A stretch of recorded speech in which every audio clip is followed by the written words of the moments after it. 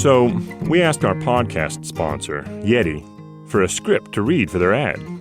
What we got back was the following letter. Dear REI Camp Monster podcast host, we could give you a script outlining all the reasons our coolers, bottles, and bags are the most durable, longest-lasting outdoor gear on the market. But as the saying goes, seeing is believing. So, we'd like to send a few of our Tundra hard coolers to your office, along with a big old grizzly bear, so you can properly put the coolers to the ultimate test. Now, please keep this testing project secret. As you can imagine, lawyers get nervous when a hungry bear's let loose on a cooler full of meat. Just shoot us your shipping address and we'll get everything delivered to you in Washington. Signed, your friends at Yeti.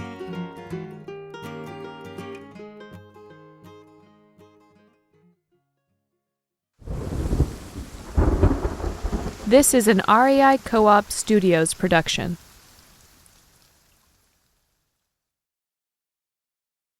If you're looking for a beautiful sunset, go to the Mogollon Rim in Arizona. It runs from Flagstaff 200 miles southeast all the way down to Show Low in Springerville. They call it the Rim because that's what it is. The rim of the giant Colorado plateau, where it drops off spectacularly into the pine forest lowlands below.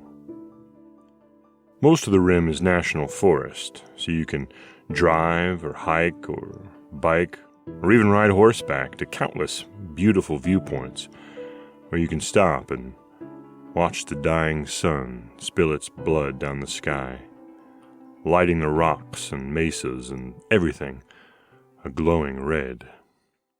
But, you know, this episode isn't about beautiful sunsets. It's about what has sometimes been seen along the Mogollon Rim after sunset. After sunset, the shadows start to lengthen, take on shapes. The light fades quickly out in the desert. And the night gets so dark up here that the stars cast shadows. Cast shadows that sometimes start to move. People call it the Mogollon Monster, and those who have not seen it describe it like Bigfoot, like it's just another hairy ape man sneaking around in the wilderness out there. But those who have seen it, well, they don't like to describe it at all. Because describing it takes them back there, in a way. Back out into the dark desert night. Into an all-surrounding darkness. A darkness that suddenly reaches out to grab them. This is the Camp Monsters podcast.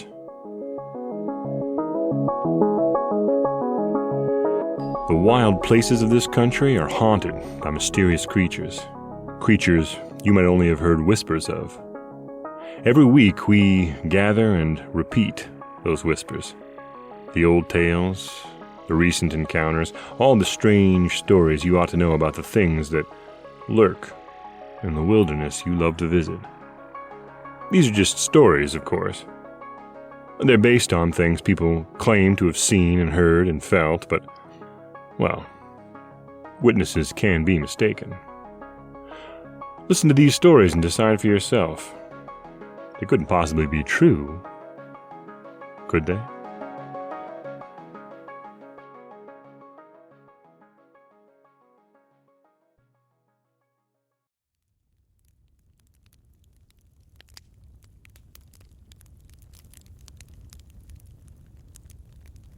We're in luck, you know, to have this fire. Oh, normally this time of year the area is parched. There'd be a fire ban on. Now, don't let the pine trees fool you. This is a desert, after all. Luckily, we got some unseasonable rain out here the other day. You can still smell it on the air, that sharp, sudden green of the desert after a rain. So we can have this little fire. And a little fire is a good thing to have out here. We're in the middle of one of the largest dark sky areas in America. Without this fire, when the sun goes down, the stars are the only light there is. No big cities glowing on the horizon, bouncing their lights off the atmosphere. If you keep your eyes on the sky, it's great. The whole sweep of the universe laid out above you. But on a really dark, moonless night out here, without a fire, I think you'll find you can only gaze up at the sky for so long before you feel the need to glance into the darkness around you. It's silly, of course. You can't really see anything down here. The darkness is too complete.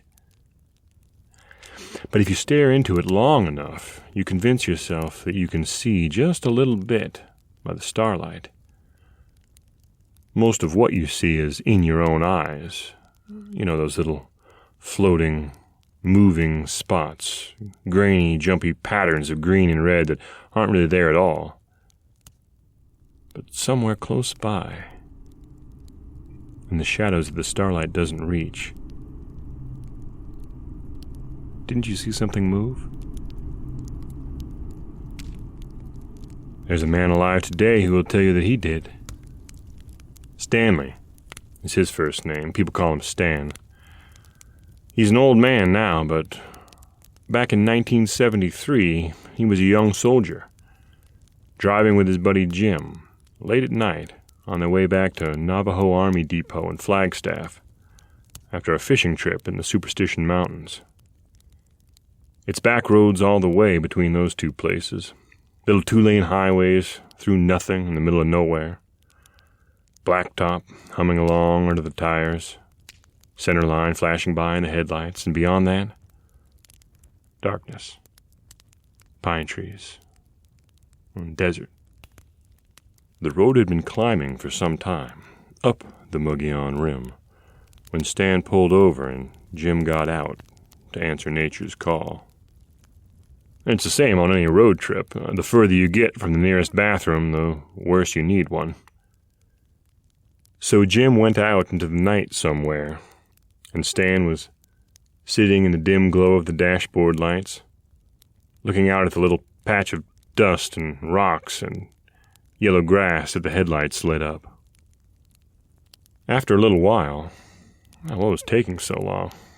Stan switched on the radio and worked the dial back and forth, trying to pick up the last of the Phoenix stations or maybe something out of Prescott. All he got was static and the eerie blips and whoops and wails of two distant broadcasts. One little spike of interference sounded like a scream. So much like a scream that Stan switched the radio off and tried to listen to the night outside. The passenger door on Jim's side was standing open. Stan could smell the cool pine and sage desert night, but the blackness out there was impenetrable. He turned off the dash and headlights to try to let his eyes adjust, but eyes can't really adjust to darkness that complete. Human eyes can't, anyway. "Come on, what's the holdup?" Stan shouted into the darkness. He didn't really expect a response, and he didn't get one. Maybe he'd misunderstood the nature of Jim's need.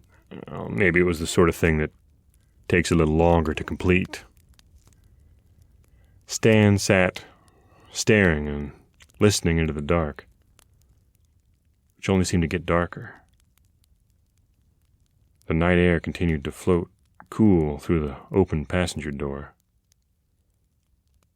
Now that the lights were off, that breath of air was the only way Stan knew that the door on that side was open. He couldn't even see that far. Another stretch of time passed. A minute, a few minutes. Stan began to feel uneasy. But it wasn't just the time passing that made him feel that way. There was something else. He should call out to Jim again, ask him just for a shout that he was okay. He should slide across the front bench seat and out the passenger door, and get the flashlight from the glove box, shine it around out there. But suddenly he didn't want to do either of those things. Some instinct made him want to keep very quiet, very still. And Stan realized that the smell of the night had changed. Maybe the wind had shifted, but now the air from the passenger door tasted warm and very dusty and something else. Stan couldn't quite place it. Something slightly metallic. Like hot metal, like copper, like that taste you get when you've been hit hard in the mouth. And just when uneasiness was starting to turn into real fear, Stan felt it tremble and heard the vinyl seat sigh as Jim got back into the car. How he'd found his way back through that pitch dark was more than Stan could figure out. Of course, he never should have turned all the car's lights out. Come on, what had he been thinking? Stan smiled and tried to think up some combination of joke and apology that would cover the situation. He started the car and the lights sprang on, and he turned to Jim and he said, No. No, he didn't say anything. He sat and stared, frozen, at two huge, black, glassy eyes reflecting the lights of the dashboard, lights that seemed tremendously bright after that darkness. Two huge, glassy eyes, surrounded by a fringe of black fur, and in the bottom of the fringe were teeth, small, sharp, bright, and the fur around them was wet and shiny. Then Stan started back so quickly that his head slammed into the driver's side window, hard enough to crack the glass. And when his mind returned to his body, he was being dragged across the seat and into the blackness of the night by a strong, hard hand. He kicked at it. He kicked and kicked, over and over and over. He kicked and pulled and twisted until suddenly he was free, scrambling across the driver's side door again, smacking into it again, and scrabbling desperately for the latch. Just as he opened it, he felt long, narrow fingers, hot on the back of his neck. And as he started to fall out the door, they closed and pulled him back. He turned and twisted and fought and felt skin and bones and iron sinews under a hot mat of hair, and he couldn't see anything, just the color of the night. He finally fell free, whether because of his struggles or because of the dazzling headlights of an approaching truck. He didn't care. He crawled and scrambled around the open door of the car, and then he was up, sprinting up the road, straight into the approaching headlights. Beautiful, beautiful light. I hope you never hear the sound of a fully loaded fuel tanker locking up its brakes and starting to jackknife. The roar and grind and hiss of the brakes, the scream and shudder of the tires starting to slew sideways, the oaths of the driver fighting to keep the rig from rolling. The truck did finally stop, stalled sideways across the highway, and the driver managed to peel his fingers from where they'd fused with the steering wheel. He climbed out of the cab, and then he had to deal with the bleeding, hysterical soldier that he'd almost run over. He couldn't really make sense of the guy's story, so he got on the CB radio and summoned the state patrol. By the time the state troopers arrived, Stan had calmed down enough to communicate that Jim was missing and never returned to the car. He kept his encounter with the thing to himself. Who would believe it anyway? He said he'd tripped and hit his head looking for Jim in the night. The troopers were calm, having had lots of experience with soldiers on leave. With their big flashlights blazing, they set off for a slow stroll through the brush on the roadside, confident they'd find Jim hiding from his buddy as a prank, or maybe curled up, sleeping under a sagebrush. What they found instead was something quite different, something much more alarming. One of them almost stumbled into it. A hole, a shaft just large enough for a man that plunged straight down into the earth. The ventilation shaft for an old abandoned mine. There were boot prints leading from the car toward it, and the confused marks around it of someone sliding or being dragged, Stan thought to himself, into the hole. Arizona has always been a heavily mined state, and unmapped, abandoned mines dot the landscape. No one knows how many. Estimates range from at least 100,000 on up. So the discovery of an open mine shaft set off a sadly familiar flurry of activity, and by dawn the road was crowded with police, rescue trucks, and a special team had been flown in from Phoenix by helicopter. After some preparation, they lowered a man slowly down the hole on a rope. Any miner will tell you, your eyes play tricks on you underground. Broken rock looks the same whether it's on the floor or ceiling or on a wall just in front of your face. It's hard to judge depth, to tell shadows from shafts, and the far edge of a bottomless pit can look just like the rest of the ground in front of you in the strong light of a headlamp. That's why there are so many recorded instances of people in abandoned mines walking right into open shafts, and why it's so often reported that they don't make a sound as they fall. By the time their minds have processed the meaning of the rock suddenly flashing past them, they've reached their final destination. For the first 100 feet or more, this shaft pressed close around the rescuer. Even when he didn't bump it with his back or elbows, he could feel the rock there, tight all around him.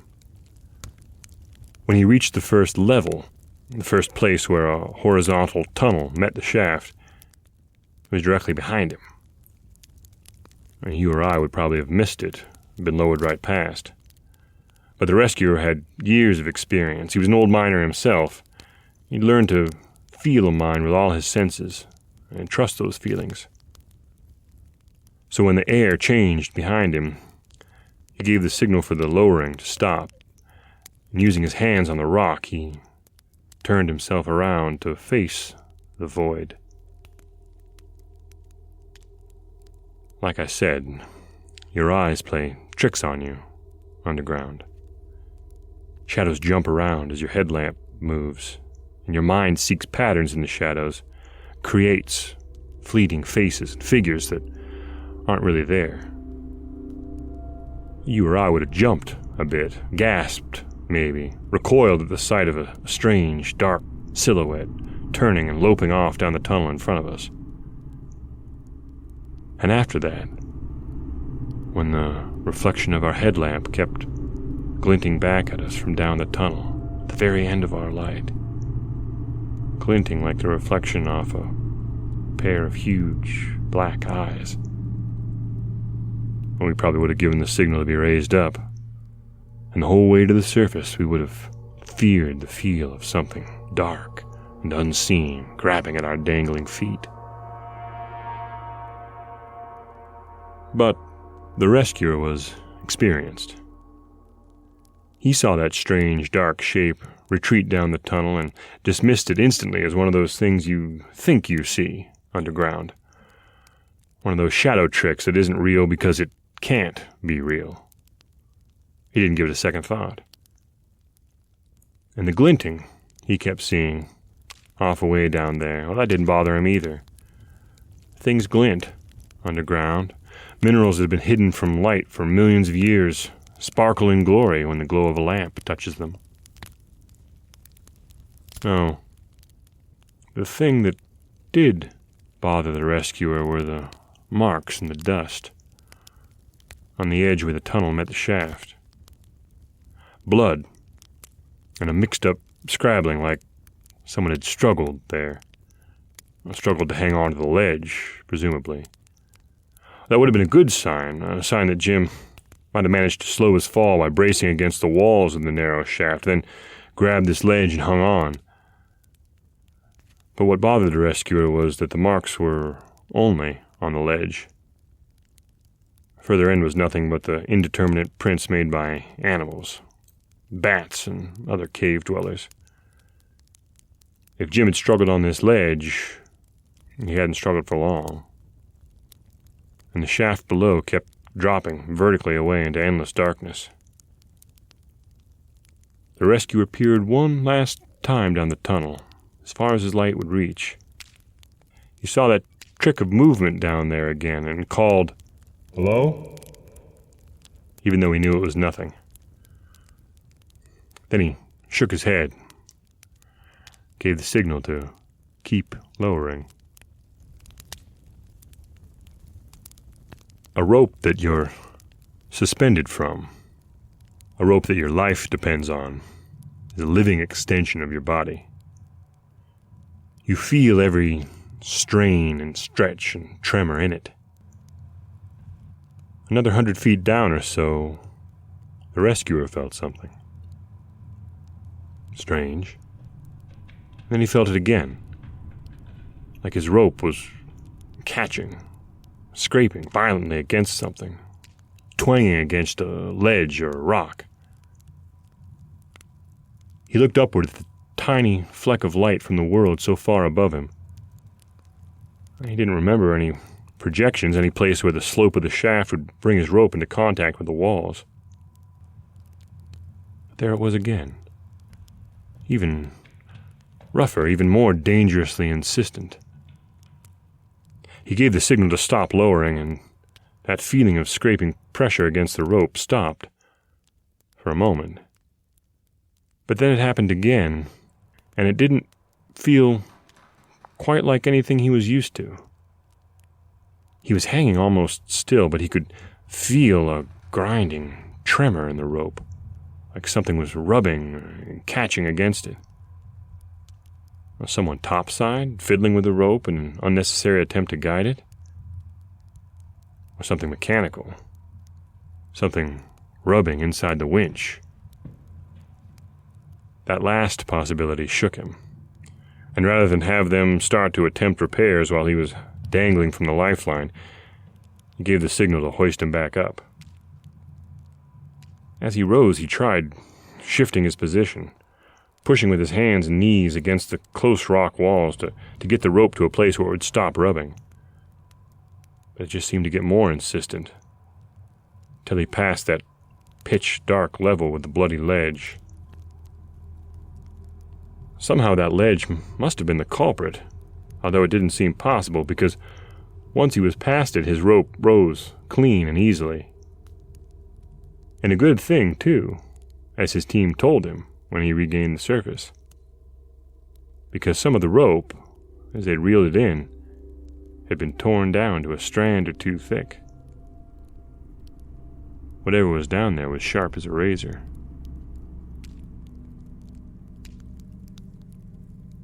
They never did find the bottom of that hole. They tossed down food and survival supplies. They lowered a camera, which didn't see anything but rocks and shadows. Water a couple 100 feet down. There was never any response to shouts and whistles. No sign of life at all down there except for the tricks the shadows played. After a few days, they reluctantly called off the search. A week or two later, a crew came, sealed up the shaft for safety's sake. Stan put in for a transfer to a unit based at Fort Bragg and got it. It's been a lot of years since then, and Stan is an old man now, but the last I heard, he had no plans to retire to Arizona. It's been a lot of years since then, but down through all that time, every once in a while, a strange report will trickle down off of the Mogollon Rim. Some campers in a remote patch of pine forest or a stargazer out on the plateau will think they see something more in the shadows than what ought to be there. And of course, like any wilderness area, the Mogollon Rim has its annual share of disappearances. Seems like our fire has just about disappeared. Let's leave it like that. Let the stars take over. And we've got a little sliver of moon, too. Funny how much light it seems to give when there isn't any other light around. Funny how deep the shadows are in moonlight. Like you could slip and fall right into one. Or be dragged in, I suppose.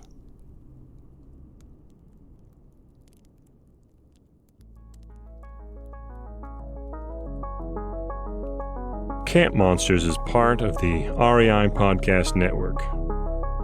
If you've been warmed by our little campfire, please subscribe if you haven't already, and take a moment to rate, review, and share. It's you spreading the word about this podcast that keeps us recording. Thank you. Next week, someone will stumble out of the dark and into the dim glow of our campfire. Someone with a warning about an ancient creature that lurks just beyond where the firelight reaches. It's been given many names over the centuries, but the one that stuck translates as carries away dogs. Well, prepare to be carried away. Camp Monsters is recorded around a cozy digital campfire in the overcast room of Cloud Studios in Seattle, Washington. The campfire was lit and is guarded by our very own legendary creature, our producer, Chelsea Davis. The sparks of audio magic are stirred up by our engineer, Nick Patry. Any growls that you hear out beyond the firelight probably come from our executive producers, Paolo Motola and Joe Crosby. These stories are written and told by yours truly, Weston Davis. Thanks for stopping by the campfire. We'll see you next week.